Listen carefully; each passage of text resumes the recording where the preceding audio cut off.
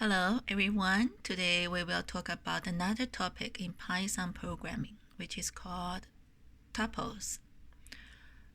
Tuples is like the list. It's ordered. However, it is immutable, which means once you define the tuple with their elements, you cannot change it.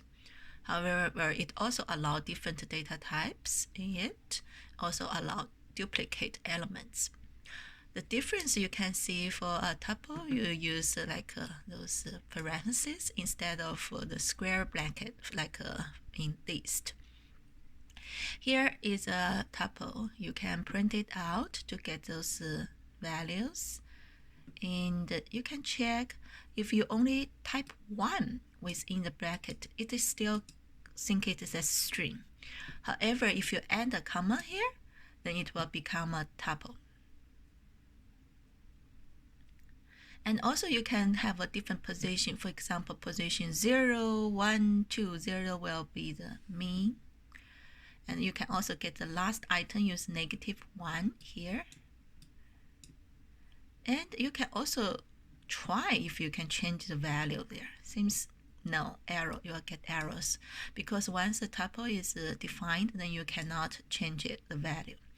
You can also use a full for loop, like what we did in the list, to print out all the values in it.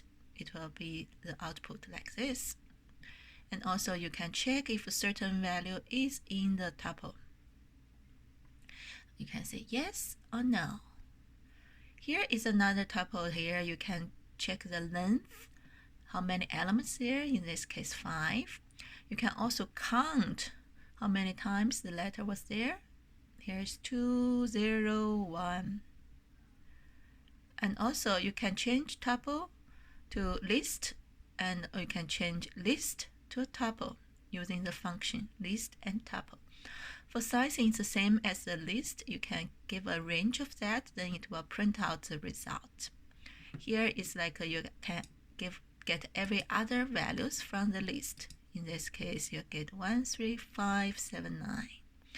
And here, if you change it to -1, it's another way to get the reversed order of the tuple. For this tuple, you can also assign different values, and attributes to all the values. Here you can see size, age, city. It will correspond to the mean, 7, and the Toronto here.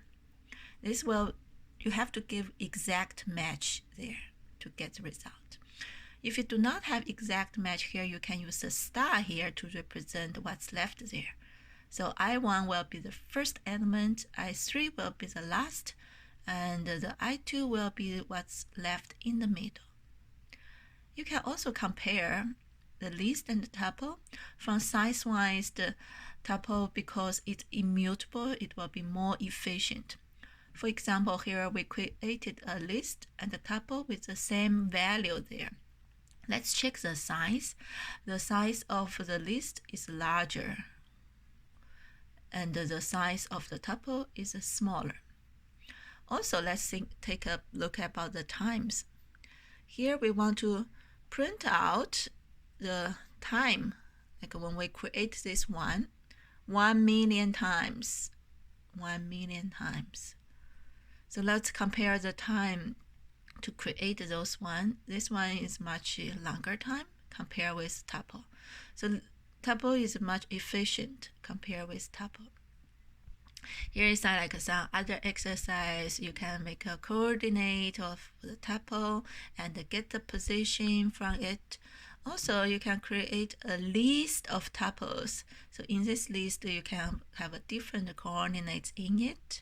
You can print it out. So that's it about tuple. For the next one, we will talk about dictionary. Thank you for watching. See you next time.